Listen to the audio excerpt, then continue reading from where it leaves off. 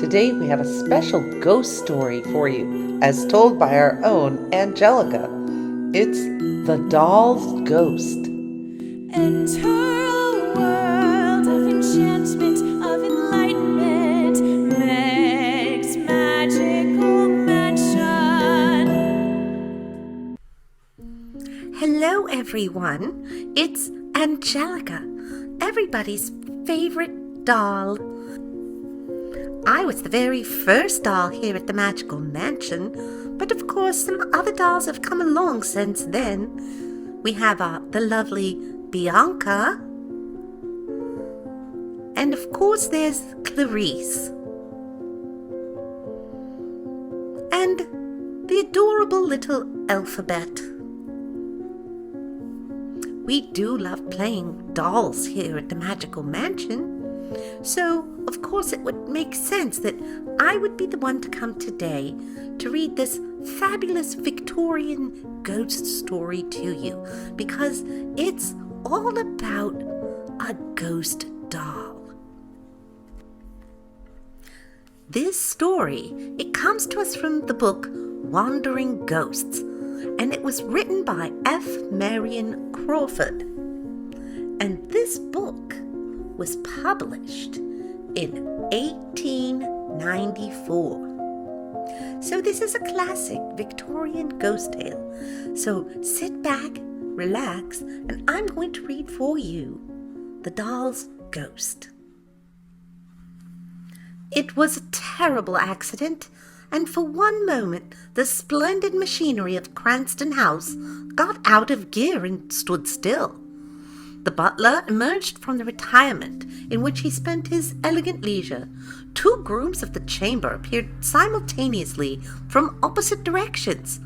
They were actually housemaids on the grand staircase, and those who remember the facts most exactly assert that Mrs. Pringle herself positively stood upon the landing. Mrs. Pringle was the housekeeper.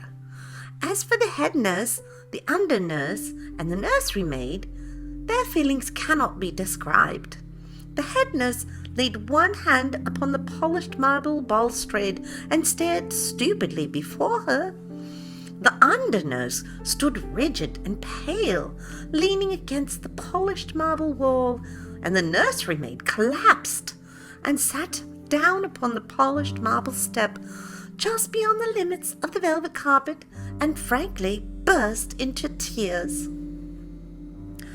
The Lady Gwendolen Lancaster Douglas Scroop, the youngest daughter of the 9th Duke of Cranston, aged 6 years and 3 months, picked herself up quite alone and sat down upon the 3rd step from the foot of the grand staircase in Cranston House.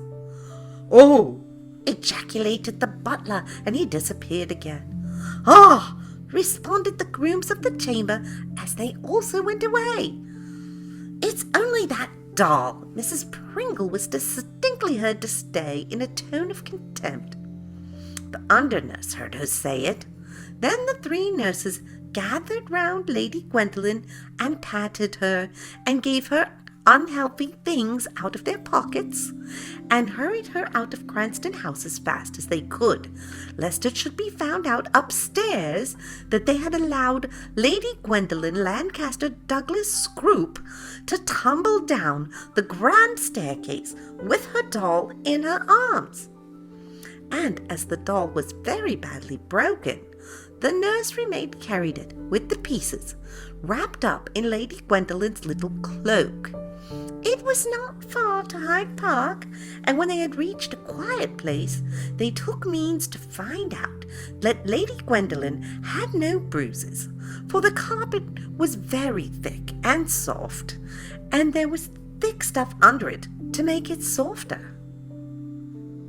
Lady Gwendolen Douglas Scroop sometimes yelled, but she never cried.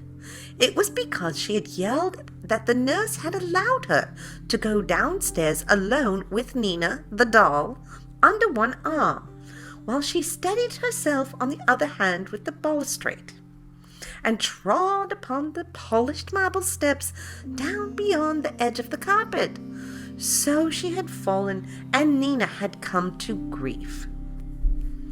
When the nurses were quite sure that she was not hurt, they unwrapped the doll and looked at her in turn. She had been a very beautiful doll, very large and fair and healthy, with real yellow hair and eyelids that would open and shut over very grown-up dark eyes. Moreover, when you moved her right arm up and down, she said, "Papa." And when you moved the left, she said, "Mama," very distinctly.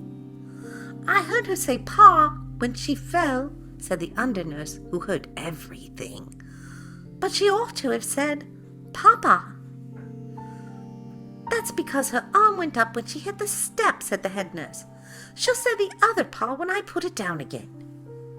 "Pa," said Nina, as her right arm was pushed down, and speaking through her broken face, it was cracked right across from the upper corner of her forehead with a hideous gash, through the nose and down to the little frilled collar of the pale green silk Mother Hubbard frock, and the 2 little 3-cornered pieces of porcelain had fallen out. "I'm sure it's a wonder she can speak at all, being all smashed," said the undernurse. "You'll have to take her to Mr. Puckler," said her superior. "It's not far. You'd better go at once."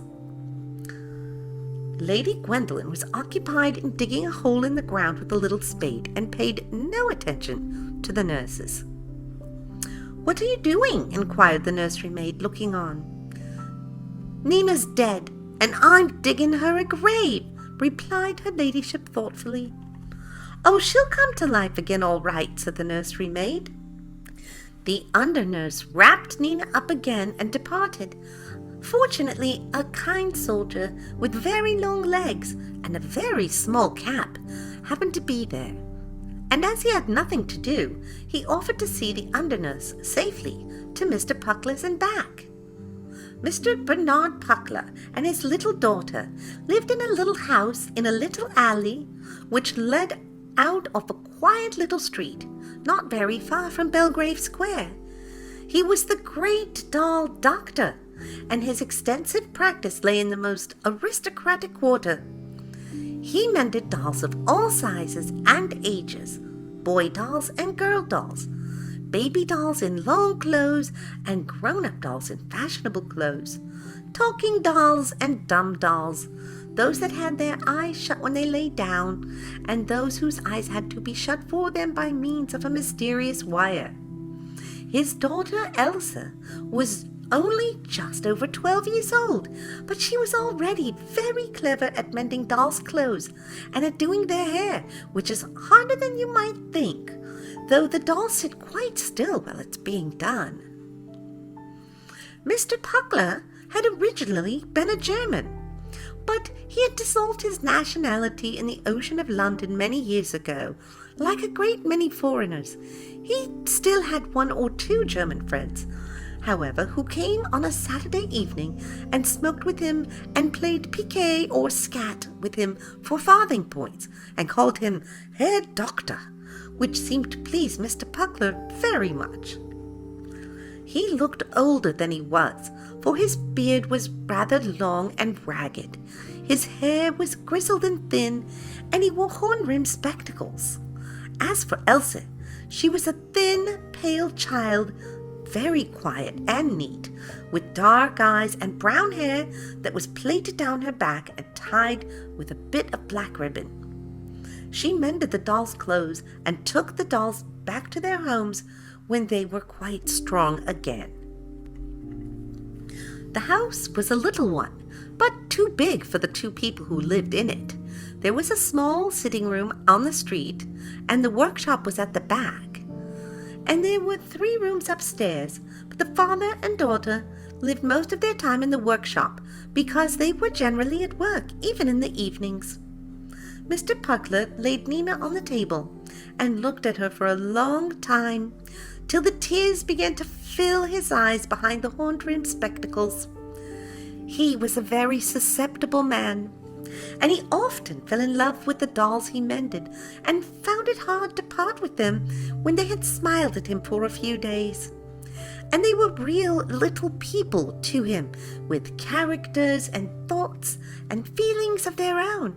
And he was very tender with them all, but some attracted him especially from the first.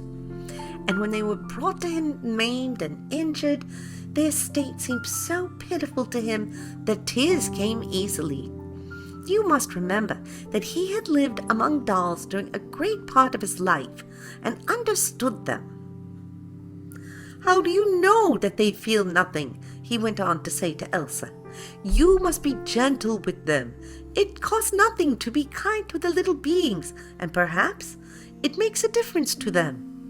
And Elsa understood him because she was a child, and she knew that she was more to him than all the dolls. He fell in love with Nina at first sight, perhaps because of her beautiful brown glass eyes that were something like Elsa's own. And he loved Elsa first and best with all his heart. And, besides, it was a very sorrowful case. Nina had evidently not been long in the world, for her complexion was perfect. Her hair was smooth where it should be smooth, and curly where it should be curly, and her silk clothes were perfectly new. But across her face was that frightful gash, like a saber cut deep and shadowy within, but clean and sharp at the edges. When he tenderly pressed her head close to the gaping wound, the edges made a fine grating sound that was painful to hear, and the lids of her dark eyes quivered and trembled as though Nina were suffering dreadfully. "Poor Nina!" he exclaimed sorrowfully. "But I shall not hurt you much, though you will take a long time to get strong." He always asked the names of the broken dolls when they were brought to him, and sometimes the people knew what the children called them and told him. He liked Nina for a name, although in every way she pleased him more than any other doll he had seen for many years, and he felt drawn to her and made up his mind to make her perfectly strong and sound, no matter how much labor it might cost him. Mr. Puckler worked patiently, a little at a time, and Elsa watched him. She could do nothing for poor Nina, whose clothes needed no mending. The longer the doll doctor worked, the more fond he became of the yellow hair and the beautiful brown glass eyes. He sometimes forgot all the other dolls that were waiting to be mended, lying side by side on a shelf, and sat there for an hour, gazing at Nina's face, while he racked his ingenuity for some new invention by which to hide even the smallest trace of the terrible accident. She was wonderfully mended, even he was obliged to admit that, but the scar was still visible to his keen eyes, a very fine line right across the face, downward from the right to the left. Yet all the conditions had been most favorable for a cure, since the cement had set quite hard at the first attempt, and the weather had been fine and dry, which makes great difference in a doll's hospital. At last he knew he could do no more, and the under-nurse had already come twice to see whether the job was finished, as she coarsely expressed it. "Nina's not quite strong yet," Mr. Puckler had answered each time, for he could not make up his mind to face the parting. And now he sat before the square deal table at which he worked, and Nina lay before him for the last time, with a big brown paper box beside her. It stood there like her coffin, waiting for her, and he thought he must put her into it and lay tissue paper over her dear face, and then put on the lid, and at the very thought of tying the string, his sight was dim with tears again. He was never to look into the glassy depths of the beautiful brown eyes any more, nor to hear the little wooden voice say, "Papa," and "Mama," It was a very painful moment. In the vain hope of gaining time before the separation, he took up the little sticky bottles of cement and glue and gum and color, and looking at each one in turn, and then at Nina's face. And all his small tools lay there, neatly arranged in a row, but he knew he could not use them again for Nina. She was quite strong at last, and in a country where there should be no cruel children to hurt her, she might live 100 years, with only that almost imperceptible line across her face to tell of the fearful thing that had befallen her on the marble steps of Cranston House. Suddenly Mr. Puckler's heart was quite full, and he rose abruptly from his seat and turned away. "Elsa," he said unsteadily, "you must do it for me. I cannot bear to see her go into the box." So he went and stood at the window with his back turned, while Elsa did what he had not the heart to do. "Is it done?" he asked, not turning around. "Then take her away, my dear. Put on your hat and take her to Cranston House quickly, and when you are gone, I will turn around." Elsa was used to her father's queer ways with the dolls, and though she had never seen him so much moved by a parting, she was not much surprised. "Come back quickly," he said when he heard her hand on the latch. "It is growing late, and I should not send you out at this hour, but I cannot bear to look forward to it any more." With Elsa gone, he left the window and sat down in his place before the table again to wait for the child to come back. He touched the place where Nina had lain very gently, and he recalled the softly tinted pink face and the glass eyes and the ringlets of yellow hair till he could almost see them. The evenings were long, for it was late in the spring, but it began to grow dark soon, and Mr. Puckler wondered why Elsa had not come back. She had been gone for an hour and a half, and that was much longer than he had expected, for it was barely half a mile from Belgrave Square to Cranston House. He reflected that the child might have been kept waiting, but as the twilight deepened he grew anxious and walked up and down in the dim workshop, no longer thinking of Nina, but of Elsa, his own living child, whom he loved. An undefinable, disquieting sensation came upon him by fine degrees, a chilliness and a faint stirring of his thin hair, joined with the wish to be in any company rather than to be alone much longer. It was the beginning of fear. He told himself in strong German English that he was a foolish old man, that he began to feel about for the matches in the dusk. He knew just where they should be, for he always kept them in the same place, close to the little tin box that held the bits of sealing wax of various colors for some kind of mending, but somehow he could not find the matches in the gloom. Something had happened to Elsa, he was sure, and as his fear increased, he felt as though it might be late if he could get a light and see what time it was. Then he called himself a foolish old man again, and the sound of his own voice startled him in the dark. He could not find the matches. The window was gray still.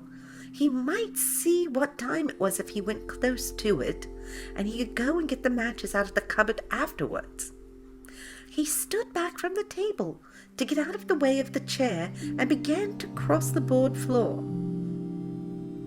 Something was following him in the dark. There was a small pattering, as of tiny feet upon the boards. He stopped and listened, and the roots of his hair tingled. It was nothing, and he was a foolish old man. He made 2 steps more, and he was sure that he had heard the little pattering again. He turned his back to the window, leaning against the sash, so that the panes began to crack, and he faced the dark. Everything was quite still, and it smelt of paste and cement and wood filings as usual. "Is that you, Elsa?" he asked, and he was surprised by the fear in his voice. There was no answer in the room, and he held up his watch and tried to make out what time it was by the grey dusk that was just not darkness. So far as he could see, it was within 2 or 3 minutes of 10 o'clock. He had been a long time alone. He was shocked and frightened for Elsa, out in London so late, and he almost ran across the room to the door. As he fumbled for the latch, he distinctly heard the running of the little feet after him. "Mice!" he exclaimed feebly, just as he got the door open. He shut it quickly behind him, and felt as though some cold thing had settled on his back and was writhing upon him. The passage was quite dark, and he found his hat and was out in the alley in a moment, breathing more freely and surprised to find how much light there still was out in the open air. He could see the pavement clearly under his feet, and far off in the street to which the alley led he could hear the laughter and calls of children playing some game out of doors. He wondered how he could have been so nervous, and for an instant he thought of going back into the house to wait quietly for Elsa. But instantly he felt that nervous fright of something stealing over him again. In any case, it was better to walk up to Cranston House and ask the servants about the child. One of the women had perhaps taken a fancy to her and was even now giving her tea and cake. He walked quickly to Belgrave Square and then up the broad street, listening as he went, wherever there was no other sound, for the tiny footsteps. But he heard nothing, and was laughing at himself when he rang the servant's bell at the big house. Of course the child must be there. The person who opened the door was quite an inferior person, for it was a back door, but affected the manners of the front and stared at Mr. Puckler superciliously under the strong light.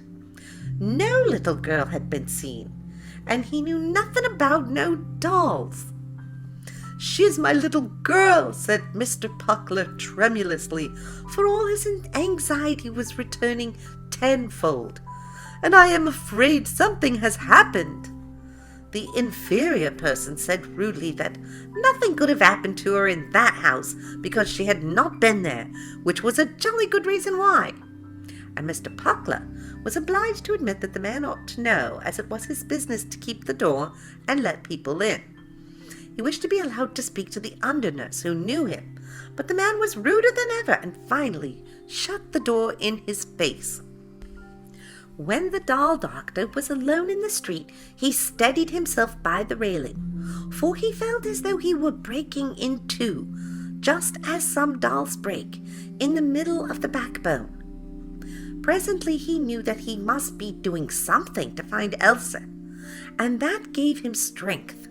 He began to walk as quickly as he could through the streets, following every highway and byway which his little girl might have taken on her errand. He also asked several policemen in vain if they had seen her, and most of them answered him kindly, for they saw he was a sober man and in his right senses, and some of them had little girls of their own. It was 1 o'clock in the morning when he went up to his own door again, worn out and hopeless and broken-hearted, and as he turned the key in the lock, his heart stood still, for he knew that he was awake and not dreaming, and that he really heard those tiny little footsteps pattering to meet him inside the house along the passage. But he was too unhappy to be much frightened any more, and his heart went on again with a dull, regular pain that found its way all through him with every pulse. So he went in and hung up his hat in the dark, and found the matches in the cupboard, and the candlestick in its place in the corner. Mr. Puckler was so much overcome and so completely worn out that he sat down in his chair before the dark work table and almost fainted as his face dropped forward upon his folded hands. Beside him the solitary candle burned steadily with a low flame in the still, warm air. "Elsa, Elsa," he moaned against his yellow knuckles, and that was all he could say, and it was no relief to him. On the contrary, the very sound of the name was a new and sharp pain that pierced his ears and his head and his very soul. For every time he repeated the name, it meant that little Elsa was dead, somewhere out in the streets of London in the dark. He was so terribly hurt that he did not even feel something pulling gently at the skirt of his old coat, so gently that it was like the nibbling of a tiny mouse. He might have thought that it really was a mouse if he had noticed it. "Elsa, Elsa!" he groaned right against his hands. Then a cool breath stirred his thin hair, and the low flame of the one candle dropped down almost to a mere spark, not flickering as though a draft was going to blow it out, but just dropping down as if it were tired out.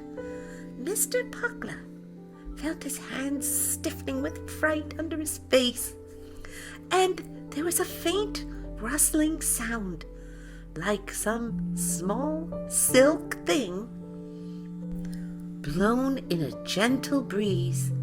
He sat up straight, stark and scared, and a small wooden voice spoke in the stillness. "Pa, Pa," it said, with a break between the syllables. Mr. Puckler stood up in a single jump, and his chair fell over backwards with a smashing noise upon the wooden floor. The candle had almost gone out. It was Nina's doll voice that had spoken, and he should have known it amongst the voices of 100 other dolls. And yet there was something more in it, a little human ring, with a pitiful cry, a call for help, and the wail of a hurt child. Mr. Puckler stood up, stark and stiff, and tried to look round, but at first he could not, for he seemed to be frozen from head to foot. Then he made a great effort, and he raised one hand to each of his temples and pressed his own head around as he would have turned a doll's. The candle was burning so low that it might as well have gone out altogether for any light it gave, and the room seemed quite dark at first. Then he saw something. He would not have believed that he could be more frightened than he had just been before that, but he was, and his knees shook, for he saw the doll standing in the middle of the floor, shining with a faint and ghostly radiance, her beautiful glassy brown eyes fixed on his, and across her face the very thin line of the break he had mended shone through as though it were drawn in light with a fine point of white flame. Yet there was something more in the eyes, too. There was something human, like Elsa's own, but as if only the doll saw him through them, not Elsa. And there was enough of Elsa to bring back all his pain and to make him forget his fear. "Elsa, my little Elsa!" he cried aloud. The small ghost moved, and its doll arm slowly rose with a stiff, mechanical motion. "Pa, pa," it said. It seemed this time that there was even more of Elsa's tone echoing somewhere between the wooden notes that reached his ears so distinctly and yet so far away. Elsa was calling him, he was sure. His face was perfectly white in the gloom, but his knees did not shake any more, and he felt that he was less frightened. "Yes, child, but where? Where?" he asked. "Where are you, Elsa?" "Pa, pa." The syllables died away in the quiet room. There was a rustling of silk, and the glassy brown eyes turned slowly away. And Mr. Puckler heard the pitter-patter of small feet in the bronze kid slippers as the figure ran straight to the door. Then the candle burned high again, and the room was full of light, and he was alone. Mr. Puckler passed his hand over his eyes and looked about him. He could see everything quite clearly, and he felt he must have been dreaming, though he was standing instead of sitting down as he should have been had he just waked up. The candle burned brightly now. There were the dolls to be mended, lying in a row with their toes up. The third one had lost her right shoe, and Elsa was making one. He knew that. He was certainly not dreaming now. He had not been dreaming when he had come in from his fruitless search and had heard the doll's footsteps running to the door. He had not fallen asleep in his chair. How could he possibly have fallen asleep when his heart was breaking? He had been awake all this time. He steadied himself, set the fallen chair upon its legs, and said to himself again, very emphatically, that he was a foolish old man, and he ought to be out in the streets looking for his child, asking questions, inquiring at the police station, where all the accidents were reported as soon as they were known, or at the hospitals. "Pa, pa." The longing, wailing, pitiful little wooden cry rang from the passage outside the door, and Mr. Puckler stood for an instant with white face, transfixed and rooted to the spot. A moment later his hand was on the latch. Then he was in the passage with the light streaming from the open door behind him. Quite at the other end, he saw the little phantom shining clearly in the shadow, and the right hand seemed to beckon him as the arm rose and fell once more. He knew all at once that it had not come to frighten him, but to lead him, and when it disappeared, he walked boldly towards the door. He knew that it was in the street outside, waiting for him. He forgot that he was tired and had eaten no supper, and he walked many, many miles, for a sudden hope ran through and through him like a golden stream of life.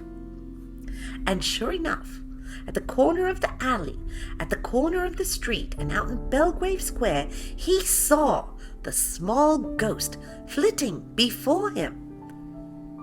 Sometimes it was only a shadow where there was other light, but then the glare of the lamps made a pale green sheen on its little Mother Hubbard frock of silk, and sometimes, where the streets were dark and silent, the whole figure shone out brightly with its yellow curls and rosy neck.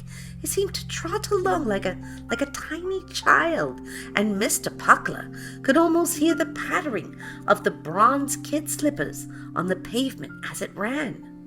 But it went very fast, and he could only just keep up with it, tearing along with his hat on the back of his head, and his thin hair blown by the night breeze, and his horn-rimmed spectacles firmly set upon his broad nose.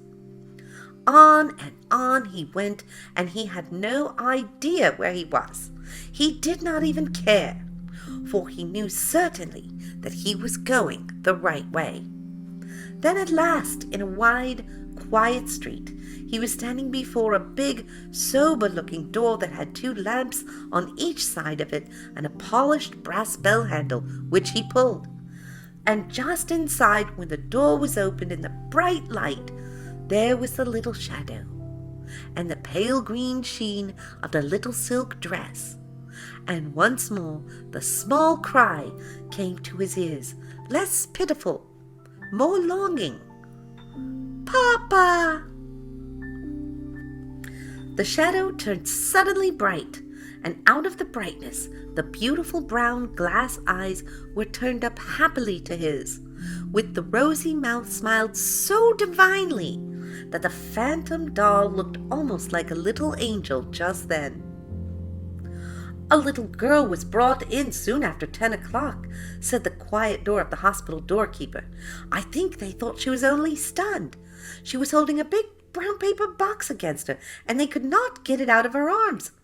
She has a long plait of brown hair that hung down as they carried her."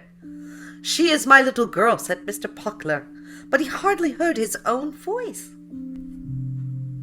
He leaned over Elsa's face in the gentle light of the children's ward, and when he stood there a minute, the beautiful brown eyes opened and looked up to his. "Papa!" cried Elsa softly. "I knew you would come." Then Mr. Puckler did not know what he did or said for a moment, and what he felt was worth all the fear and terror and despair that had almost killed him that night. But by and by Elsa was telling her story, and the nurse let her speak, for there were only 2 other children in the room who were getting well and were sound asleep. "They were big boys with bad faces," said Elsa, "and they tried to get Nina away from me, but I held on and fought as well as I could, till one of them hit me with something, and I don't remember any more, for I tumbled down, and I suppose the boys ran away, and somebody found me there. But I'm afraid Nina's all smashed." "Here is the box," said the nurse. "We could not take it out of her arms till she came to herself. Should you like to see if the doll is broken?" And she undid the string cleverly, but Nina was all smashed to pieces. Only the gentle light of the children's ward made a pale green sheen on the folds of the little Mother Hubbard frock. The end. Well, I certainly hope you enjoyed this marvelous story. It was very Victorian, wasn't it? Written by Francis Marion Crawford. He was born in 1854 and he died in 1909. And Francis Marion Crawford was an American writer who was very well known for his novels, many of which were set in Italy, and of course for his classic weird and fantastical stories. And I hope you enjoyed this one about the doll's ghost. Make sure you tune in tomorrow for day 3 of the 12 Days of Gothic Yule. And Meg will be back, and she's going to be doing some Gothic crafting for you. So make sure you tune back in tomorrow for day 3 of the 12 Gothic Days of Yule. Until next time, it's me, Angelica. Ta-ta for now.